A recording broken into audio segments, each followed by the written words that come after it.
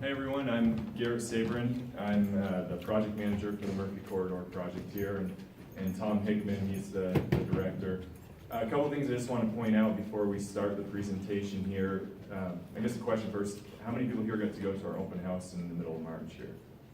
Show of hands, you got one over here. So during that open house, we had a couple different ways for the community to be commenting on some of their concerns with the project, or areas where they might have issues with the current use of the corridor from a safety or connectivity perspective, whether it's the sidewalk or the roadway or bike lanes. And so we have that same kind of format here. We have a map out that you can mark up on, and then we have a comment sheet over by the front if you'd like to fill out a comment. Right now we're really close to the end of it, but we took all of our, just waving some over there now. We took a lot of comments during that open house, and we're mostly done providing responses to them now. And if you provide one here today, we'll try to add that to the list too and do a second issuance of responses here. As far as the presentation goes here today, Eric had emailed and asked that we talk a little bit about the delivery method that we're using for this project, which is progressive design build. Then we want to talk a little bit about some of the current activity going on with the project. So where we're at with design now, where we are with construction, when we have some future opportunities here for open houses and community input, and then some of the future activities that we're looking at. And then I guess one I might like to touch on with that is just all the different projects that are going on in Southeast Bend as well. So we're trying to coordinate with some of the other efforts that are taking place here. So to start, I'll do a little plug here. The website at the top there, if anybody's not on our project email list right now, you go to that website and scroll down to the bottom of the page. There's a spot where you can sign up for email updates, and right now we're doing those on a monthly basis. As construction starts to ramp up, which is going to be towards the later part of this year, we're going to start doing weekly updates. And then we have a project hotline there below that. If you have any concerns that come up, you see somebody out along the corridor who you think is working on the project, or there's a safety issue or traffic control issue, or you just got a question about what's going on, feel free to give that number a call, and we'll try to get back to you within a couple days. So our champion for progressive design build here, Tom Hickman, I'm going to open it up to him to explain a little bit about that delivery method and why we're utilizing it here. So this is a test for me because I haven't seen these slides yet. You look fine. So a little bit about progressive design build and why we chose this. So a couple of years ago, the city council asked the city manager and staff, how could we deliver projects faster?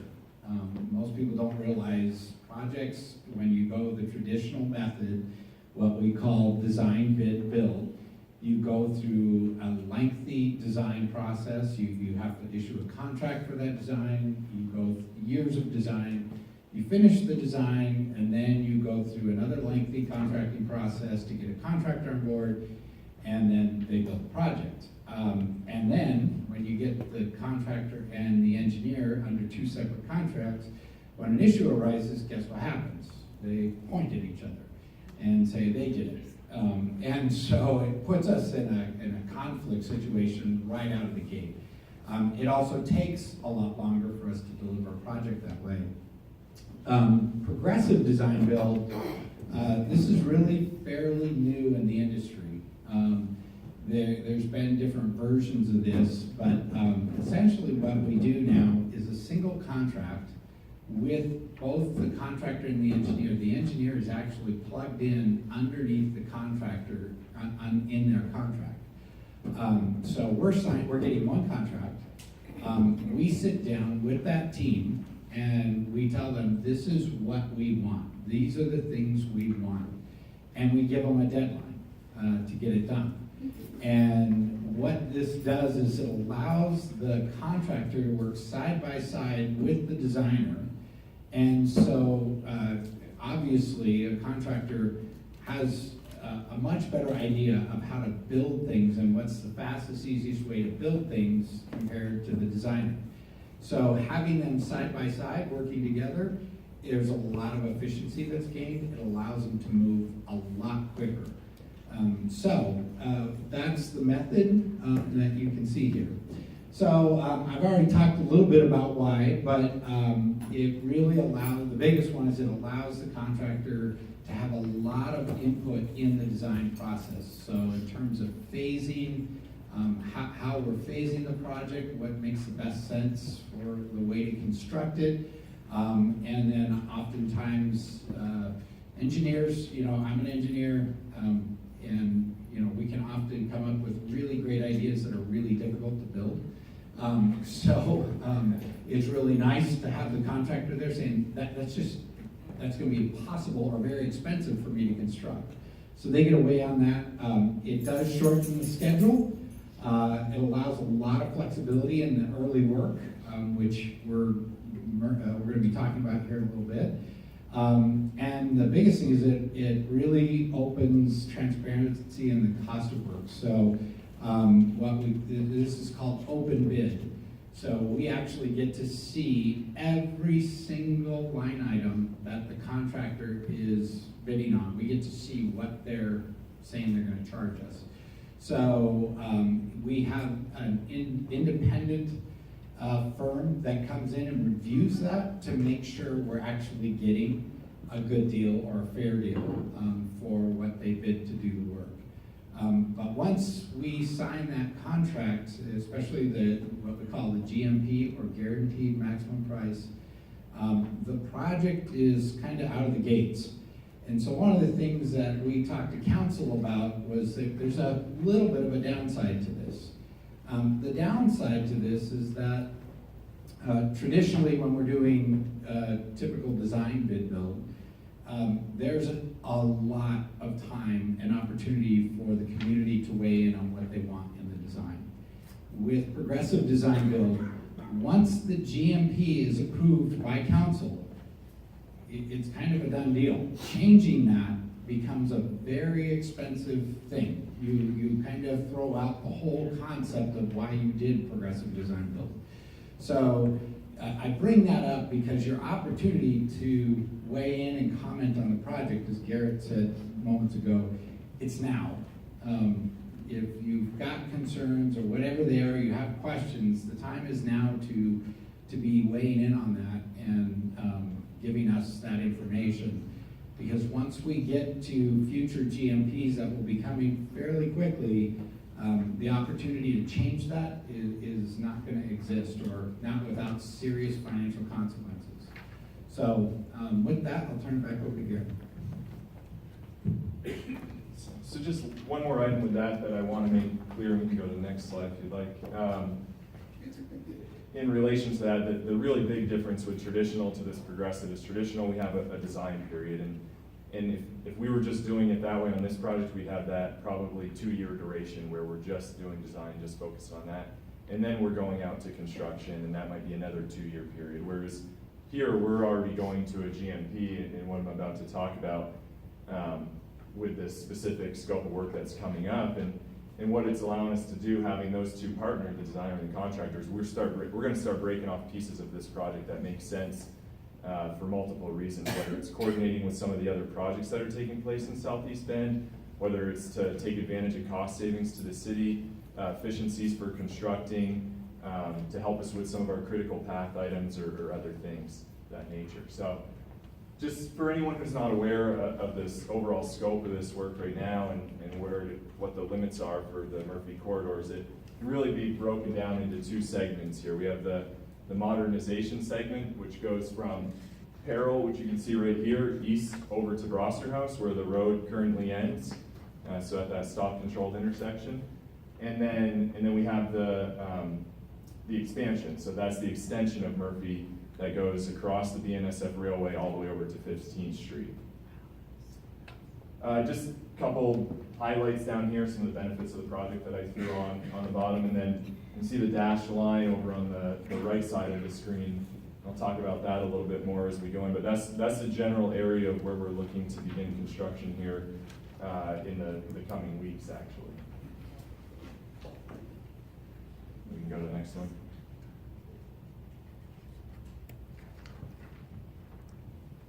So high-level schedule, And, you know, to touch on Tom's point a little bit more about some of the opportunities for public input, once again, we've got the comment forward, we got the map out here that we'd like people to be commenting on and providing us some of this feedback and what your concerns or interests are in the corridor.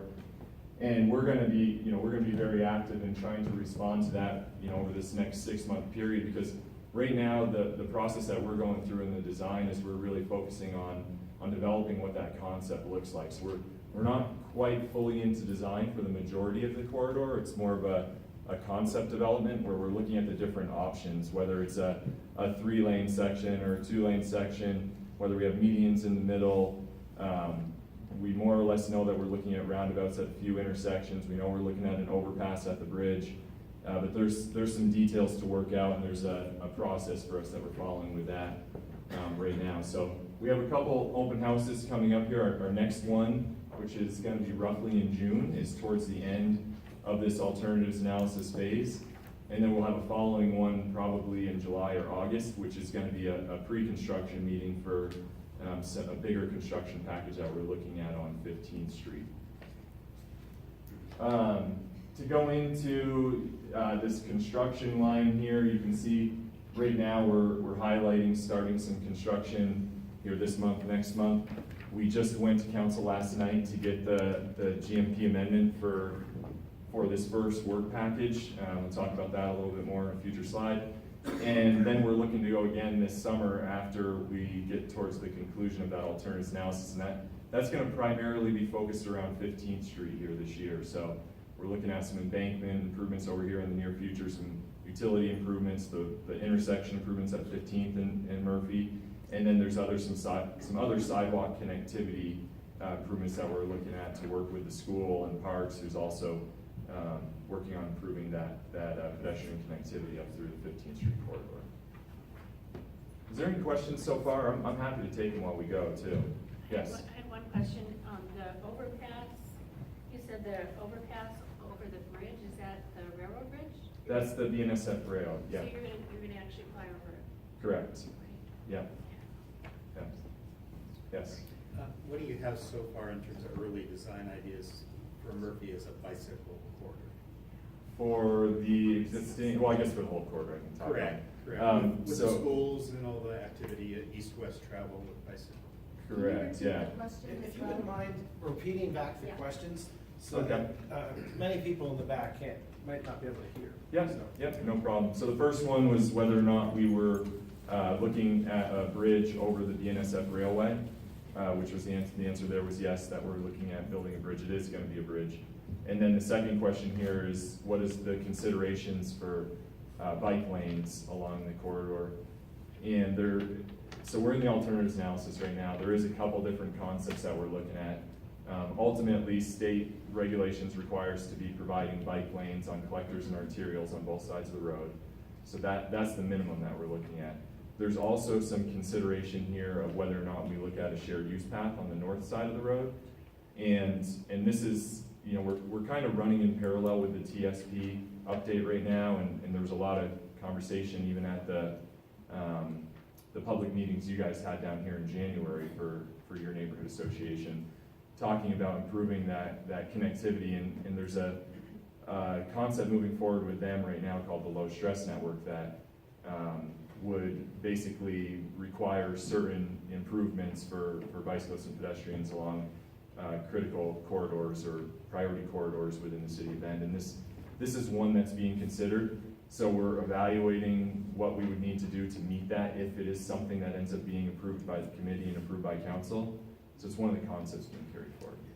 So does that mean if you might have interest in that, it should be directed both at your process and the TSP process as well, or not necessarily? Yeah, absolutely.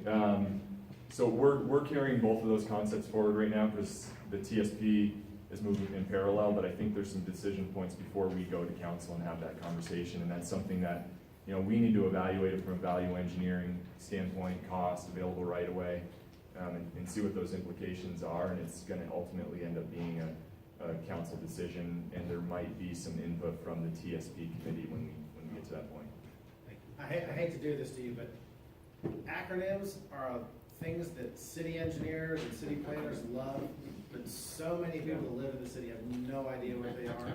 Transportation system plan update. I They love have a it. committee right Love now it. that's helping them with that effort. Yeah, keep pointing to me every time I use one, because I'm prone to do it. Thank you. What is TSP? The transportation system, plan, sorry. See? Yeah. There you go. Yeah. I don't ever use the full name. One more and then I'll go to the next slide. 15th Street is obviously going to become very, very busy and so I know that there's planning that'll be done for that, but with two schools, a Yeah. park. And I think the fact that that's going to be the way to avoid the train, it's going to, because Yeah. that will go over the tracks, it's going to make 15th even busier for people who will come down 15th to Murphy to avoid the train. So is there consideration yet whether the roundabout on 15th and Murphy will be single lane, 1.5, double lane? Because it's already hard to Yeah. get into the roundabout at Reed Market in 15th. Yeah, This is gonna be bad, and it's gonna be at the entrance of the bridges where there's Yeah. people who live and trying to get in and out of there. So I'm just curious if there's been consideration yet on that. yeah, there is. We hire a traffic engineer. They're looking at, our regional transportation model that we have. And when we look at that design, or look at that modeling, so what our growth projections are in this part of town and what that increase in volume is gonna be over the next 20 years, I think they're looking at like a 5.5% growth rate for 15th Street, which is pretty substantial. So anyways, to get away from those details, the short answer to that is yes. It's been evaluated with that modeling effort, and there is a potential need for going to a wider roundabout, around 2032, 2035. But initially it would be a single lane roundabout, and then the expansion, we would plan for that expansion, we would design for that expansion. And once that's triggered from those surrounding developments, they would be required to do that expansion. So something we're gonna plan for, and it would be funded as it gets closer to that need. Because once you get to the need of actually expanding, there's certain compromises to safety for pedestrians and bicyclists, and even sometimes some confusion for vehicles or vehicular traffic that's using it. I said I was gonna go to the next slide, and then we'll do more questions, just to keep me moving through. You two are next. I got both. So here's the scope of work that we just went to council for. We got a GMP amendment approved last night. Guaranteed maximum price for fans. I don't know if that was the signal, but. No, man, I'm just trying to be fair. People that go to all these meetings all the time know what they are, but majority of people do not know what the acronym is. Yeah, I don't know this one. So this is the work we're looking to be starting next week. You're probably gonna start seeing some traffic control go up on 15th Street, even though none of our work is actually gonna be out in 15th Street or in the travelway. Where we're looking to start is down here on a water line improvement prior to the school district. So they just awarded a contract to JRS to begin some of their site development, and we need to get in there and build this water line before they build the collector road that's gonna be going over where our water line is. So just cost efficiency. And so we're coordinating with them, and the other thing that we're gonna do is we're gonna start building that embankment for the bridge approach. So there's some material out there we're gonna start processing and preparing that area to the east side of the BNSF rail. And in addition, we wanna prepare that site so that we can potentially receive other low-cost material in Southeast Bend as some of these other developments are taking place. So try to save some money on this project. That's all I got on that one. And then I guess I wanted to kind of put a plug in for our recent open house back in March, and also talk a little bit about some of the efforts that we want to start doing moving forward to talk to some of these concentrated areas where we receive some specific comments. So what I'm showing here is you can see a couple specific areas. The colors don't come out great, but on this map, but we had about 3 areas where we got a lot of concentrated comments, whether it was concerns of proximity to the intersection over towards the east there. There was some noise and light concerns primarily in the center where the overpass is, and then some safety concerns and speed concerns primarily over here on the left side, or west side of the corridor. So we're looking at, or we're gonna start kind of figuring out how we can reach out and start doing some more focused small group meetings in addition to our open house meetings that are coming up here. And I think we'll try coordinating through this neighborhood association too to see how we can continue to communicate well through you as that proceeds. Take your question now, yeah. In the aerospace business where I worked for 40 years, one of the first things that at the kickoff meetings we always did was at either a contractor or for the Air Force, we put the caveats in. And one of them is, I don't know if you have the political power, is to stagger the school start times so you don't overload the system that you're building. Are you guys considering doing that so that you upfront warn everybody that we may want to disconnect the start times of the junior high and the high school and the elementary school?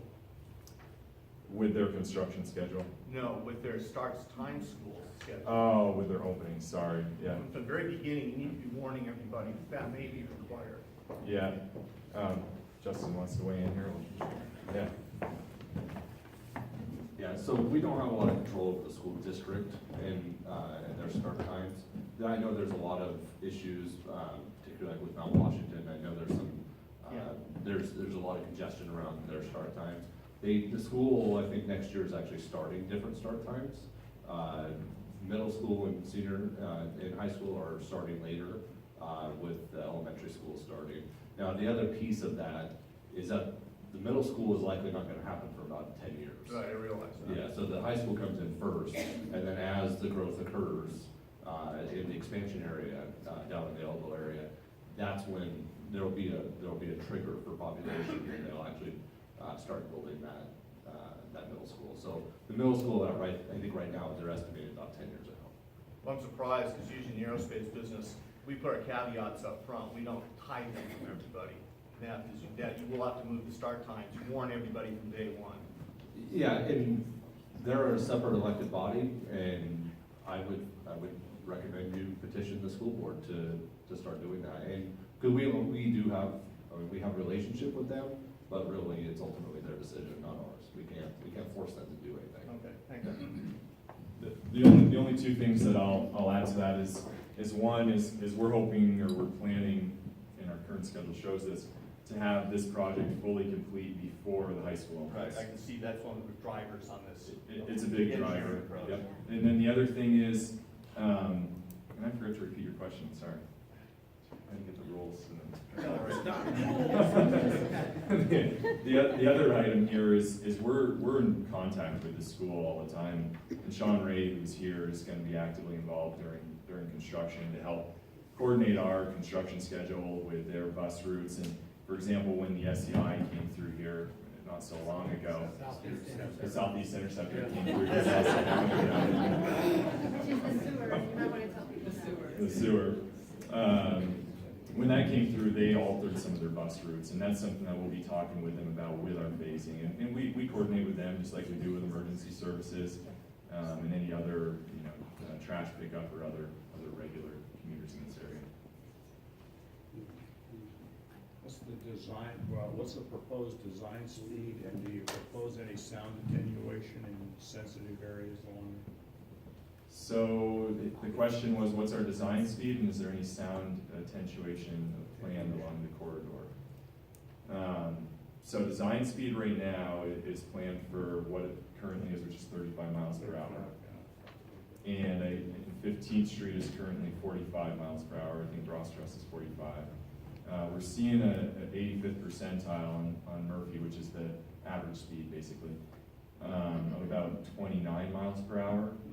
And so the thought is right now that once this project is done, that we would resubmit to, so we have a process where we have to submit to ODOT to do a speed change.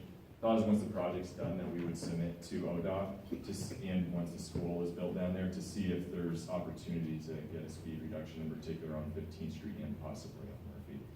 Sound attenuation, it's definitely been a hot button item for conversation, especially with some of the Hidden Hills residents, I believe. I don't know if that's also where you are, but there's been some concerns about, right now that space is really utilized as more or less a park. There's not a road there today. And currently, the way that we're moving forward with the project from a sound and light consideration is, you know, there's a few low-hanging fruit options that we would like to be looking at with the corridor, and that's something that we'd like to bring back probably at our next open house to say what these options are. But I'm trying to be transparent about it right now, that those options don't include a sound wall in particular, which some people have very specifically requested. Right. A couple of questions. When she mentioned that about 15th and even more traffic than is on it than there is now, will there be any improvements to 15th, such as a turn lane or widening road, any of that kind of stuff going on down that way? There's a couple things that we're looking at on 15th with this project. Some of the other projects that are gonna have some more immediate improvements there, you know, the school project down to the south, parks up to the north. And then I know there's been some conversation or concerns about Ferguson, which I think there's some conversations with the transportation system plan update. So what we're doing with this project is we're gonna have the improvements at 15th Street, which are gonna be, or planned to be a roundabout, which does provide some traffic calming, some speed reduction as they approach the roundabout.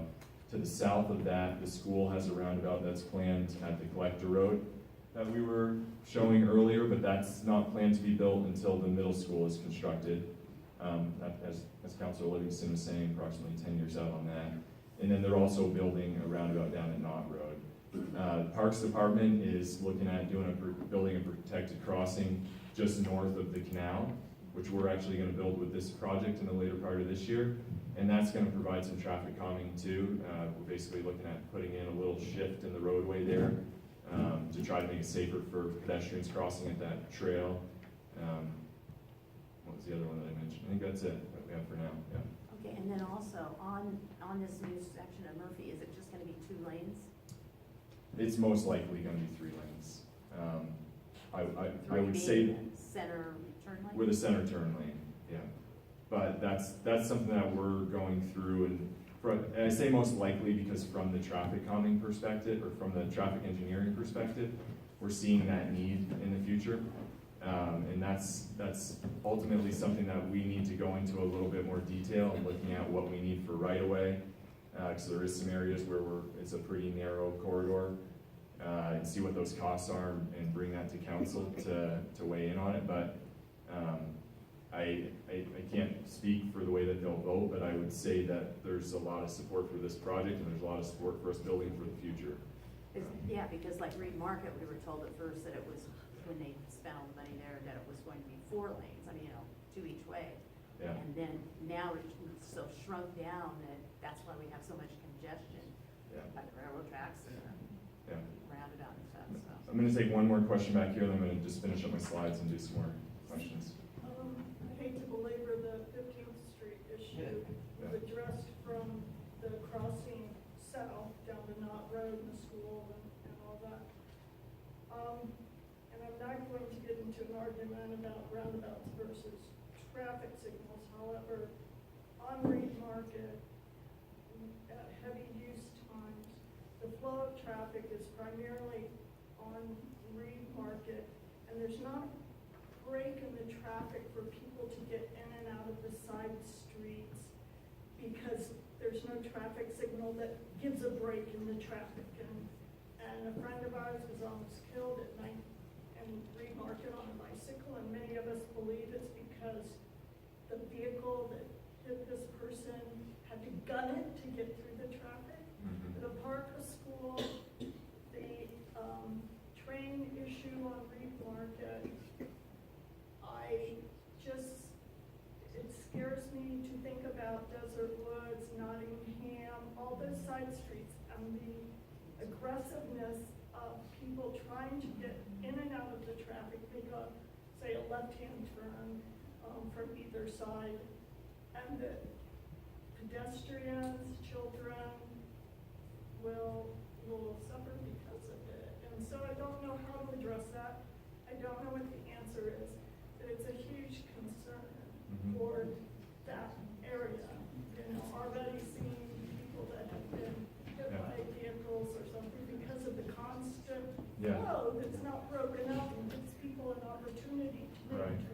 Right, yeah, you need those gaps to be able to enter or approach the roundabout. Every intersection is different, and we are aware of the accidents that have taken place at 15th Street, or at, 15th and Reed Market, and we are aware of some of that. It's not just about the roundabout that you have to look at safety, it's the Yeah. extension of what the flow of traffic Yeah. does beyond the. Right, and as it delays and backs up. Is that, I'm almost done.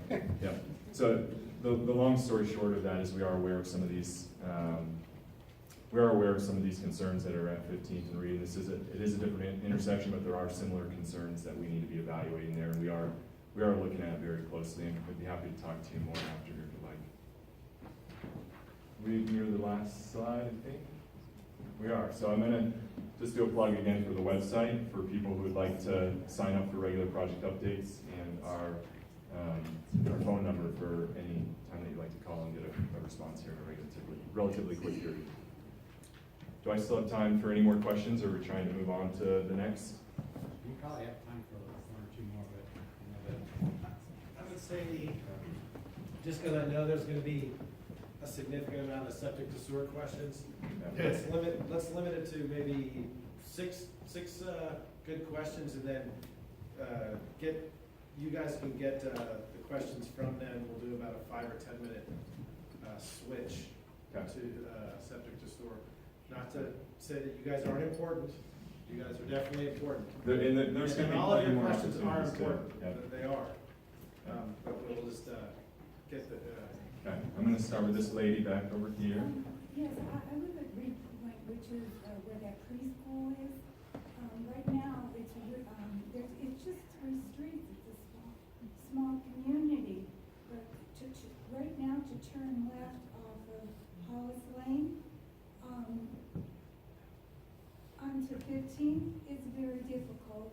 And now you're talking about adding a whole lot more traffic.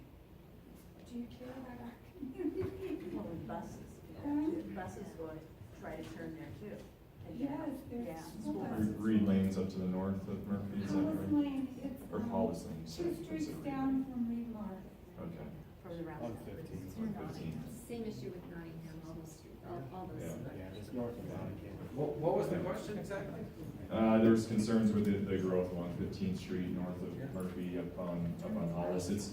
That's not an area that we're focusing on with this project. I would No, but you should. I would suggest we have a couple outlets with the city, and I could provide you that information. One would be our citizen service request you could send to our streets department of concerns, and the other is right now we have this transportation system plan update that's taking place, and I would suggest that if there's concerns concerns outside of our project, which that would be, that you communicate that to them to let them know, because right now is a really valuable time for the community to provide that input.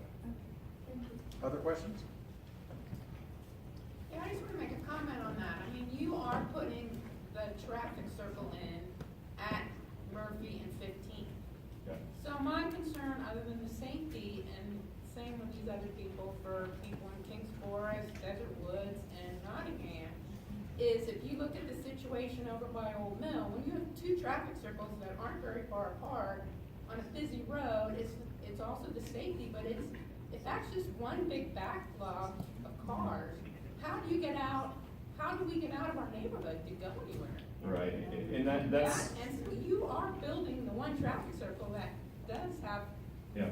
you know, And we're building it for that future expansion so that the queues don't build up back to that next street. So from this modeling perspective, 2032, 2035, you start getting that queue that starts reaching that next street or that next driveway.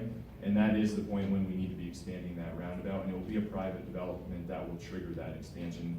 We're fully aware of it, our private development will be fully aware of it, and that's something that we'll be planning for in the future when that time comes. because I did go to a previous city council meeting, and if you talk about the Knott Road traffic circle, the same issue that end, they were completely against ever expanding that to 2 lanes. They tried to get them to say, well, let's at least include a property purchase for that, so down the road we could expand it to 2 lanes, and they voted no. And I'm not sure of the details of that one. Here we are planning for it, we're planning to get the right of way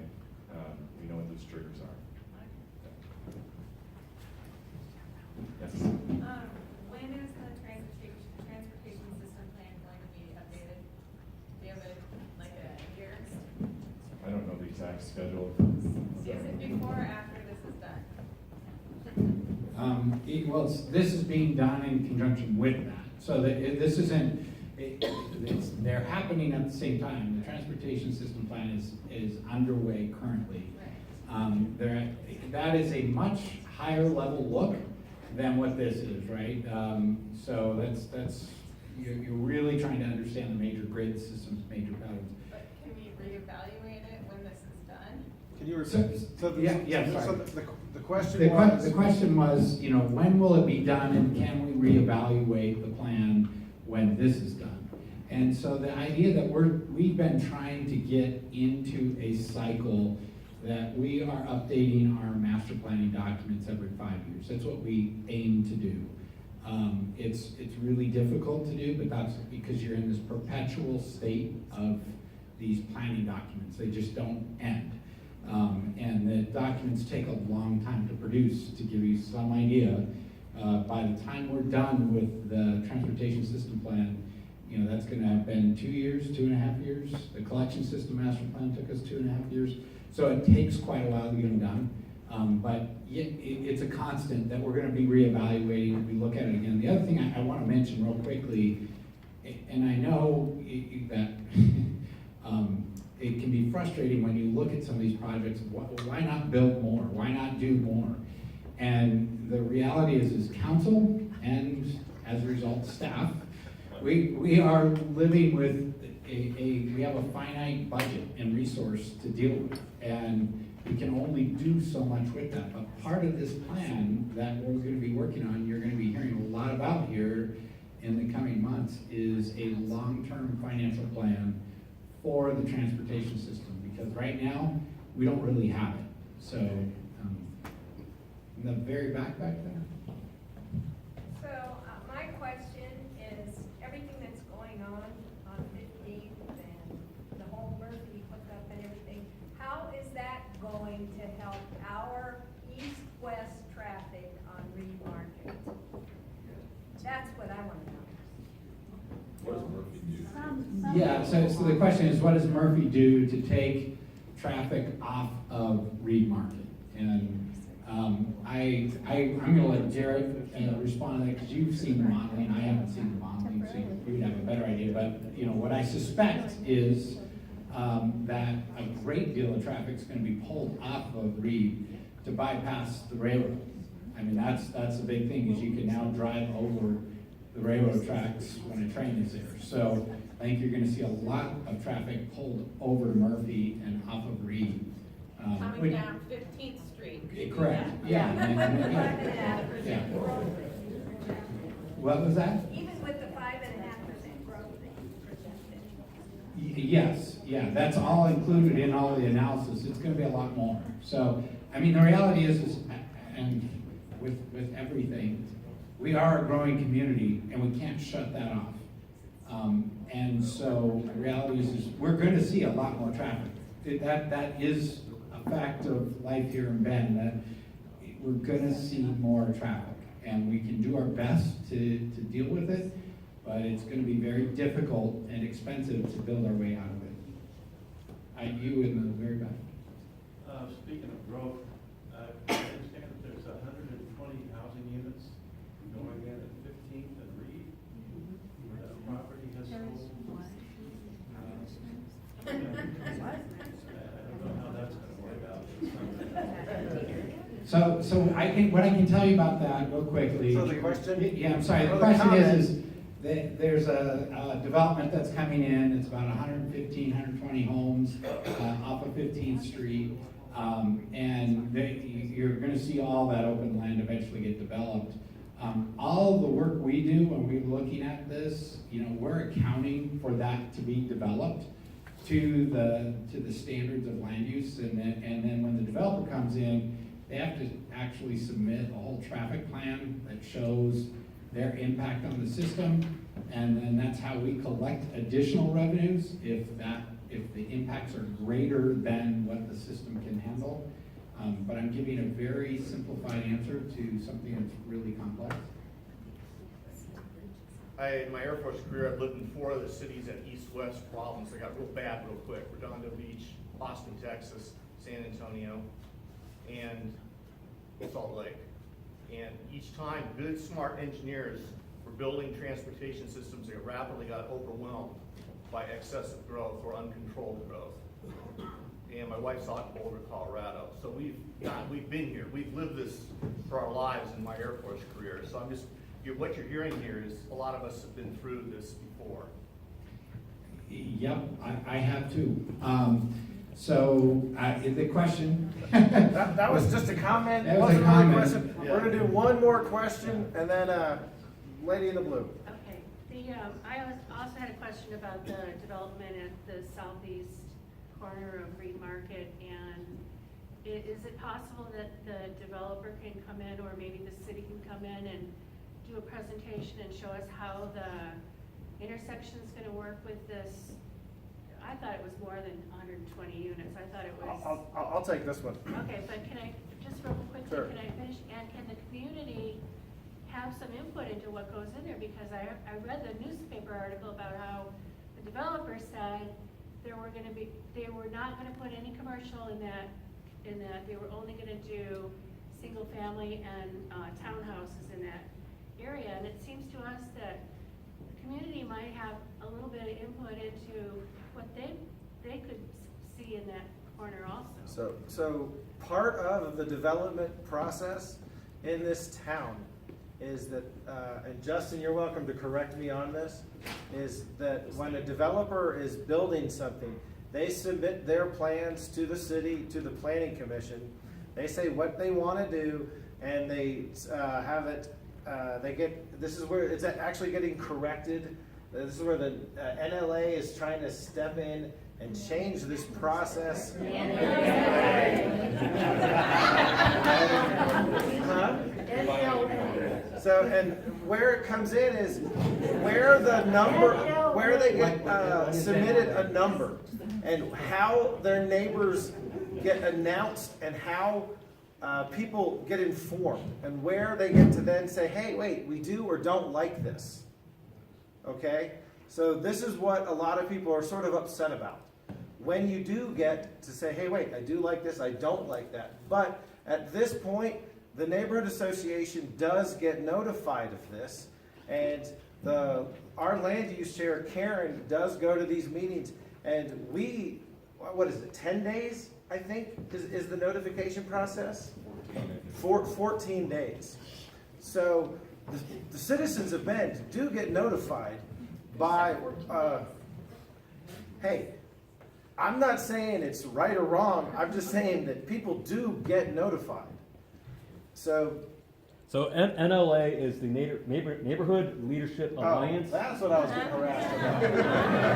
And it's the overarching group of all of the neighborhood associations in town. And what he's saying is we're trying to improve this process so that we have more input. Because as it is, there is a meeting, it says we checked all the boxes, we're going to go ahead. We're trying to give us some more points where we can have input into that process. And just so you know, the presentation that was canceled because our board member had to go home sick, the Neighborhood Leadership Alliance was a permanent committee that was formed last year that every citizen or representative, or not citizen, everybody, every resident and business in Bend is represented. And it is all 13 neighborhood associations is formed by it. And you have a representative that is part of the Old Farm District. And it is one of the things that they're working on right now is getting the notification process of land use changed to, I believe, a state level type notification. So it isn't 14 days. It is much longer, and it is more than just a little white sign on a tree or something like that. So people can go, hey, wait a minute, why is the developer only doing this? Because many, many people are upset with the way it has been, and they want to have more say in it. How will those cars get onto, all those people get onto Reed Market and 15? So from what I understand with that particular development that you're talking about, on Reed Market Road, it is going to be a right in, right out, And on 15th Street, they're gonna have to turn out on 15th and then use the roundabout to go any other direction. You can be as upset or as happy about it as you want. That is the way it's gonna be. Yeah, same thing. And that's further down. And that has nothing to do with the city. That has to do with the way developers have been doing things. So that is not city folk. So just be unhappy. So what we're going to do now is we are going to switch to the septic to sewer presentation. But in the few minutes it's going to take them to switch over, please, if you do have more questions for the Murphy Corridor project, come up, get these guys information, give them your information. It will take a few minutes to switch over. If you need to go to the bathroom, go to the bathroom. Carlette, you have a question? No, I don't have a question. I wanted to make sure people realize there's comment forms here for the Murphy Road, and put them in this clear box if you want to make your comment. It'll be about 5 minutes.